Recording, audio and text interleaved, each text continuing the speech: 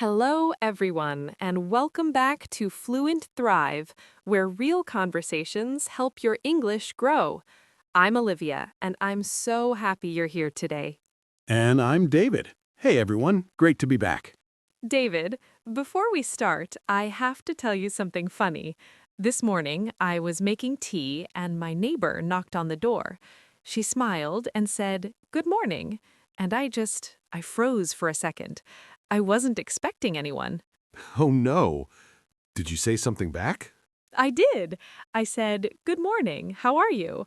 And she said she was great. It was just a small moment, but it felt so nice. A simple conversation that's so warm. I love that. Small conversations make your day better. They really do. And David, speaking of conversations, I'm very curious about today's topic. Oh, what are we talking about today? Today, we're talking about something many English learners think about every day, talking with customer support on the phone. Oh, that's a big one. A lot of people feel nervous about that, right? Very nervous. But don't worry. Today, we'll learn this together, step by step, in a simple way. You'll be surprised how easy it can feel. Okay, let me ask you something. Have you ever called a company and the person answers and suddenly your mind goes completely blank? Oh yes, that happens to me too sometimes. You know what to say in your head, but the words just don't come out? Exactly. Like everything you practice just disappears. That feeling is very common for English learners, and today we are going to fix that. By the end of this episode, you will have real phrases you can use the next time you call customer support. Phrases that are simple, natural, and confident. I like that. Real phrases, not textbook sentences. Right, things real people actually say. All right, so let's start from the very beginning. You pick up your phone, you dial the number, and someone answers. And that first moment, that's where a lot of learners get stuck. Exactly. So, what do you say first? I honestly used to say nothing for a second, just silence, and then I'd panic. You're not alone. Many learners do that. They wait for the other person to talk first. But actually, you can start confidently with just one simple sentence. What sentence?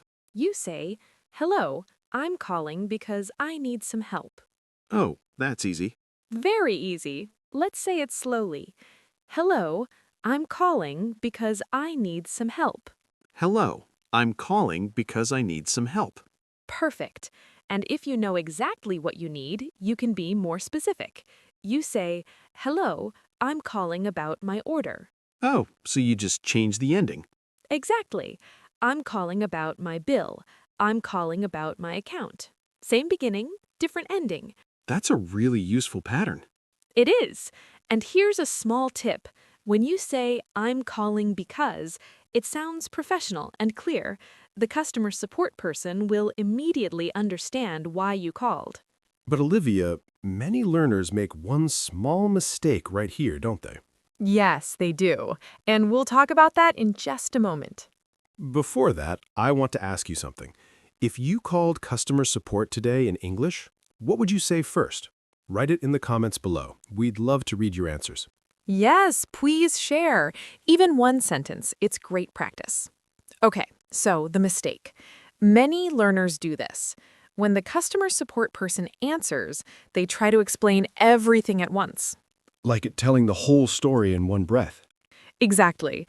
They say something like, "Hello, yes, I have a problem with my order because I ordered something last week and it didn't arrive and I checked my email and there was no update and I don't know what happened and I'm very confused."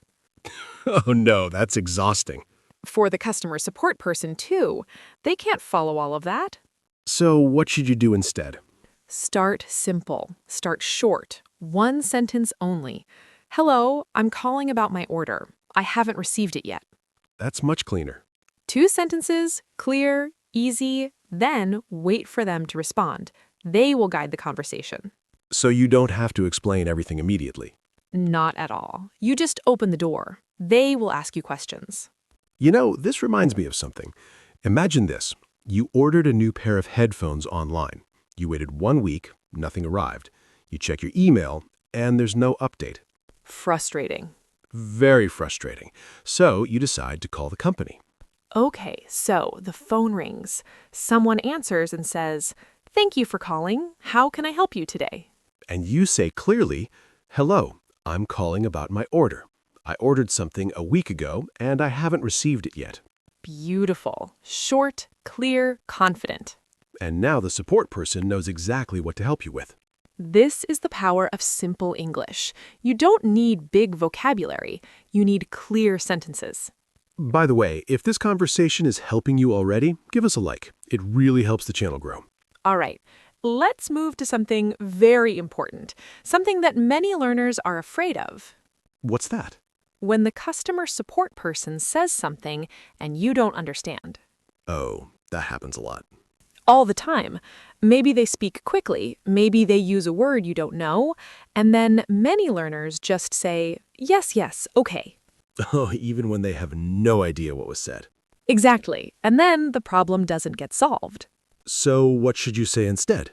There are 3 phrases that are natural and polite. First, "Could you please repeat that?" Simple. Second, "I'm sorry, I didn't catch that." Oh, I like that one. I didn't catch that sounds very natural. It does. Native speakers say that all the time. And third, "Could you speak a little more slowly, please?" That one is brave. I think many learners feel embarrassed to ask that. But they shouldn't. Customer support people help people every day. They are trained to be patient and helpful. That's true. They want to help you. So asking them to slow down is completely normal and polite. They won't mind at all. But here's something interesting. There's one phrase that makes you sound even more natural when you don't understand, and most beginners have never heard it. Oh, what is it? We'll get to that in just a minute. First, let's practice the ones we just learned. Let's practice together. I'll say a sentence and David will explain when to use it. Ready? Could you please repeat that? Use this when someone says something too fast or you missed a word. It's very polite and professional. Could you please repeat that? Could you please repeat that? Now the second one. I'm sorry, I didn't catch that. This one is perfect when you heard the words but they came too quickly and you couldn't understand. It sounds natural and friendly. I'm sorry, I didn't catch that. I'm sorry, I didn't catch that. Good. 2 phrases, easy to remember.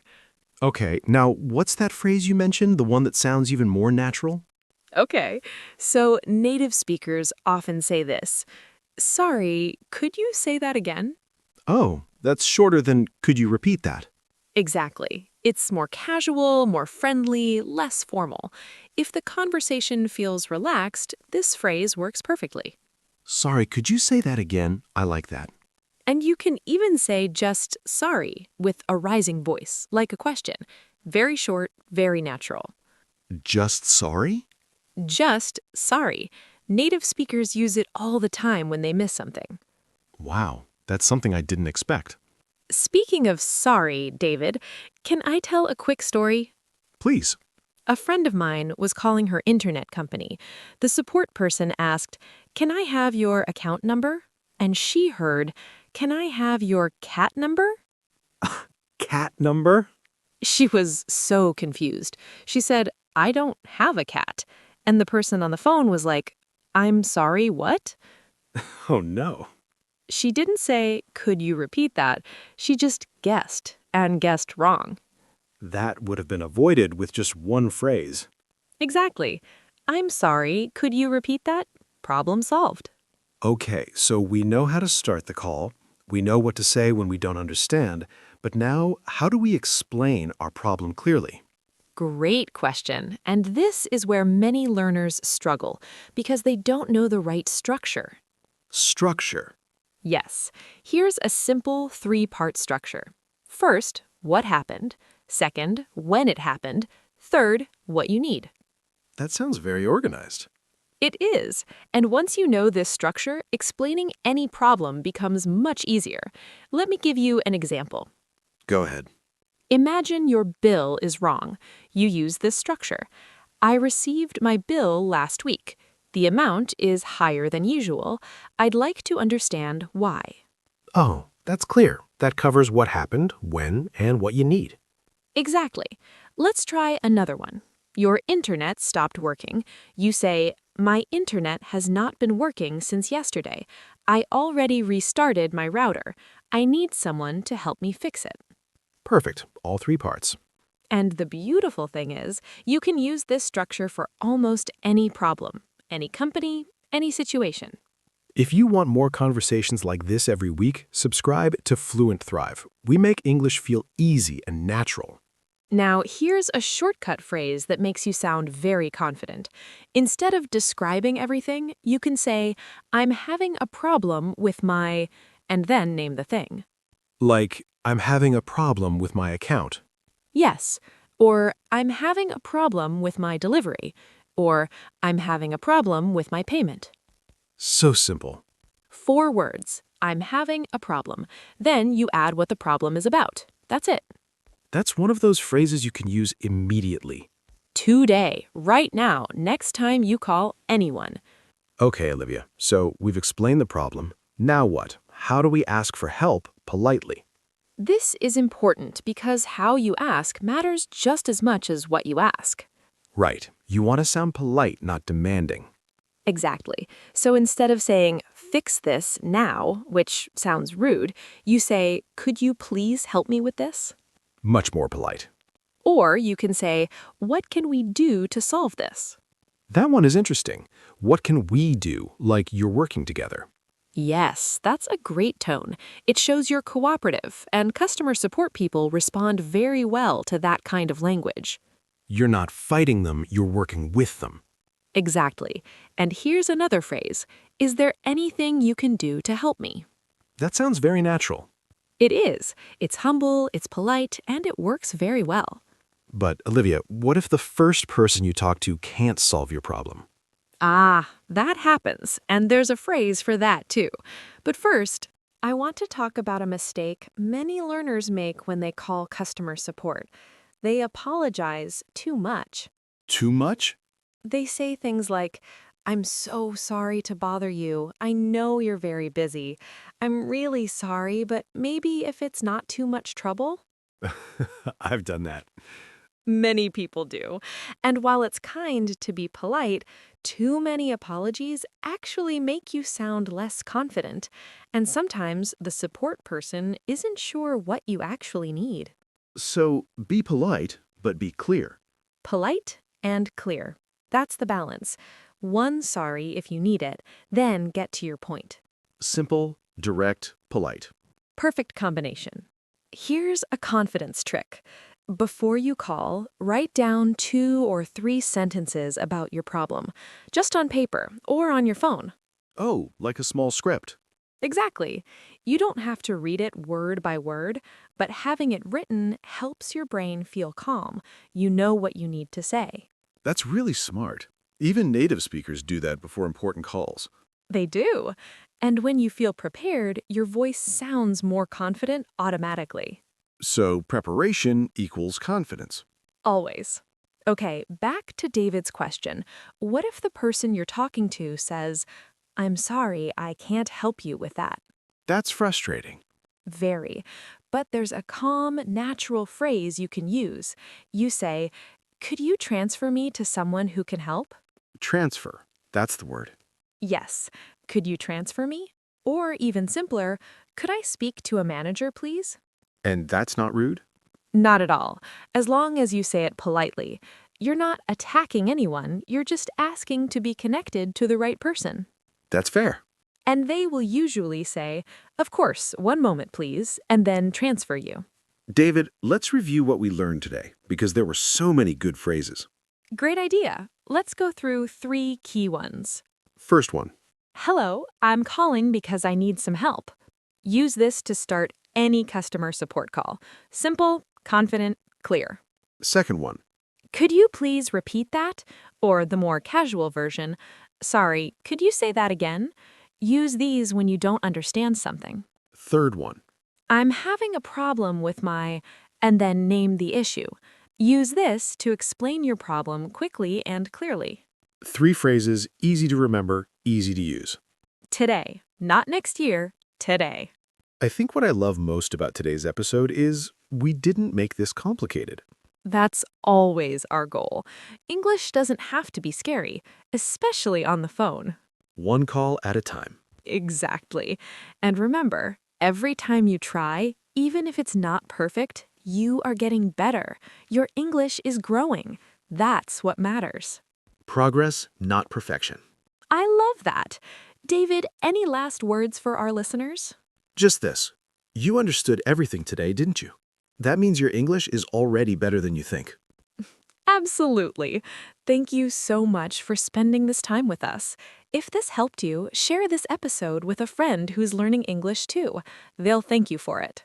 And we'll see you in the next episode of Fluent Thrive. Take care, everyone. Keep growing.